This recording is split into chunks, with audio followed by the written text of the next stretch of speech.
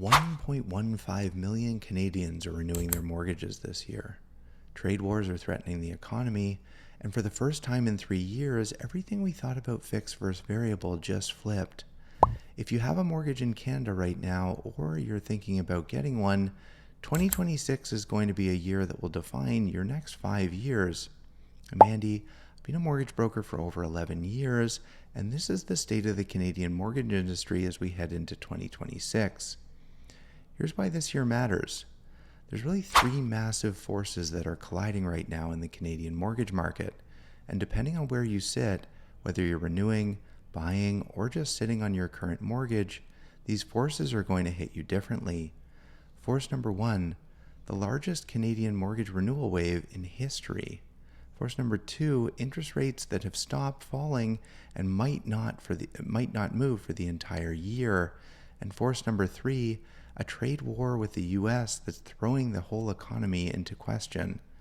Let me break down what each one of these means, and then I'll tell you exactly what you should be doing about it. Let's start with the big one. According to the CMHC, 1.15 million mortgages are renewing in 2026.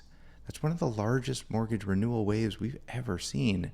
And here's the kicker. That's about 60% of all outstanding mortgages in Canada are set to renew by the end of this year. Now, why does this matter? Because a huge chunk of these mortgages, we're talking hundreds of thousands of people, locked in during 2020 and 2021 when rates were at historic lows. That's around 1.39, 1.69, sub 2%, 5-year fixed rates. Those people renewing now, and the rates they're renewing into, closer to 4%. The Bank of Canada's own research shows that borrowers with 5-year fixed mortgages renewing in 2026 are facing average payment increases of 15 to 20%.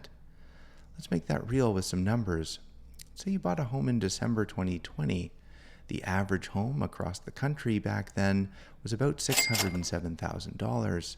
You put 10% down, got a 5-year fixed at 1.39, which was available at the time. Your monthly payment was around $2,224. Fast forward to today, you've paid down your mortgage to $466,000, and you're renewing at today's best rate. Let's say that's 3.94% on a 5-year fixed. Your new payment, around $2,800. That's about a $580 increase per month, or almost $7,000 more per year for the exact same house. Now here's where it gets interesting, and this is something that most people don't realize. According to Equifax, only 28% of homeowners are switching lenders at renewal right now. That's down from 46% a year ago. And why is that? It's because lenders know who's trapped and who isn't. And if they think you won't shop around, they're really going to price accordingly. There's a term for this, the loyalty tax. And RateHub found that Canadians who just sign their renewal letter without shopping are paying on average $155 more per month than people who switch. That's $9,300 over 5 years, just not for making a few phone calls. So if you're renewing this year, here's what I need you to understand. You have leverage. Your lender doesn't want to lose you, but you have to be willing to walk to get their best offer. We'll come back to what to do about this, but first let's talk about rates.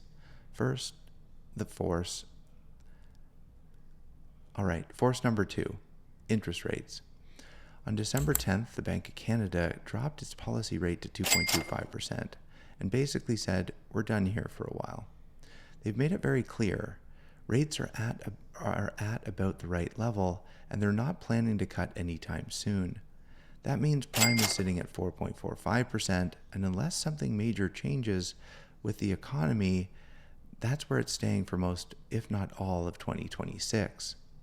The next Bank of Canada rate decision is January 28th, which is about 2 weeks from now, and the consensus, they're holding.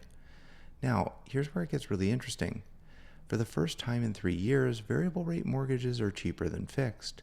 Variable rates are sitting around 3.45% right now, and the best 5-year fixed, it's around 3.94%. It's a 49 basis point spread, and that spread could get wider.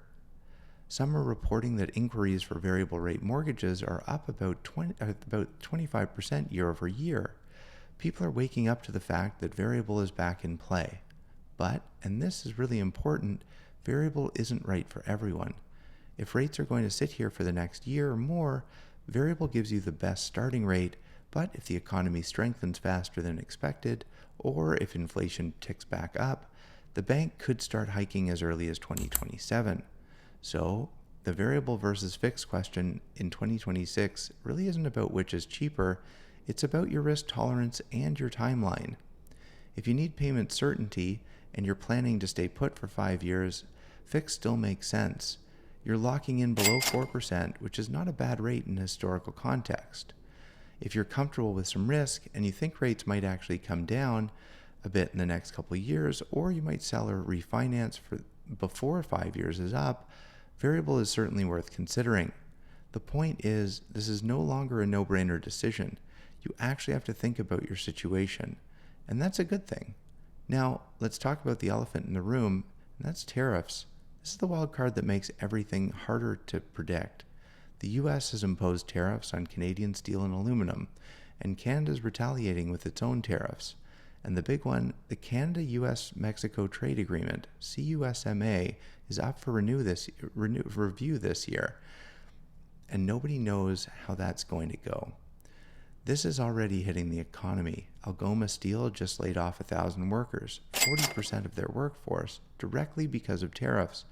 Ontario and Quebec's manufacturing sectors are under pressure, and softwood lumber is getting hammered. And here's the problem for mortgages. The Bank of Canada is really stuck. Tariffs put cost up, and that's inflationary, but they also hurt demand, and that's deflationary. They also hurt demand and slow the economy, and that's deflationary. So the Bank of Canada is really stuck between a rock and a hard place. Do they cut rates to support a weakening economy or hold rates to fight inflation caused by tariffs? Their answer so far is hold and hope it balances out. But this uncertainty is crushing the housing market. Home sales dropped 10.4% year over year in the latest data. Inventory is building up, and buyers are paralyzed. They don't know if they should act now or wait to see what happens with the economy. Now here's the thing. The tariff situation could resolve in the next few months, or it could drag out for a few years. Nobody really knows. Not me, not the Bank of Canada, not the economists at the big banks. And that means that forecast you hear about rates in 2026, including mine, comes with a giant asterisk. That giant asterisk is unless tariffs blow up the economy. So where does that leave you? All right, we've covered the three forces. Now let's talk about what you should actually do about it. If you're renewing this year, here's your playbook. The first thing is to start shopping around 120 days out. Most lenders will give you a rate hold between 90 and 120 days. Your current lender will only give you about 30 days. That means if you want rate protection, you need to talk to other lenders early. Second thing is really get at least 3 competing offers. Talk to your bank, talk to a credit union, and talk to a mortgage broker who has a whole market view. You need to see real competition. The third thing is use those offers as leverage. When you call your bank's retention department, not the branch, the retention line, tell them you have better offers. Make them compete. That loyalty tax I mentioned, that's what you're fighting against. Number 4 is compare more than just the rate. Look at prepayment privileges, look at penalty clauses. A slightly higher rate with better terms can save you money if you need to break your mortgage early. The bottom line, if you're renewing in 2026 and you don't shop, you're leaving thousands of dollars on the table, period. If you're renewing or buying this year, here's what you need to know. You're entering a buyer's market in a lot of places. Inventory is up, sellers are more motivated, and rates, while not at pandemic lows, are stable and manageable. But, and this is key, the fixed versus variable decision actually matters now. You need to think about your situation. Are you risk tolerant and think that you might move or refinance in the next few years? Well, then think about variable. Do you need payment certainty and plan to stay put? Well, think about fixed. And don't just time the market based on tariff news. If you're ready to buy and you find the right property, buy it. Waiting for perfect conditions is really a losing game. If you're just sitting on your current mortgage with no renewal coming up, here's what to watch. If you're in a variable rate, you've got stability for now. Enjoy it. But keep an eye on 2027. That's when rate hikes could come back. If you're on a fixed rate with a few years left, you're fine. Just know that when you do renew, the market's going to be completely different than it is today. The point is, there's no one-size-fits-all answer right now, and that's actually good news for people who are paying attention. So here's the big picture. 2026 is a transition year. We're stuck between the chaos of the last few years, the rate hikes, the pandemic hangover, and whatever the new normal is going to be. We've got the largest renewal wave in history happening right now. We've got rates that probably have found their floor, but might not go lower. And we've got an economy that's being held hostage by a trade dispute that could resolve tomorrow or drag on for a few years. The mortgage industry is in flux, and that creates risk, but it also creates opportunity. Because in uncertain markets, the people who win are the people who are informed, who are proactive, and who don't just accept the first offer they're given. If you're renewing, shop. If you're buying, understand your options.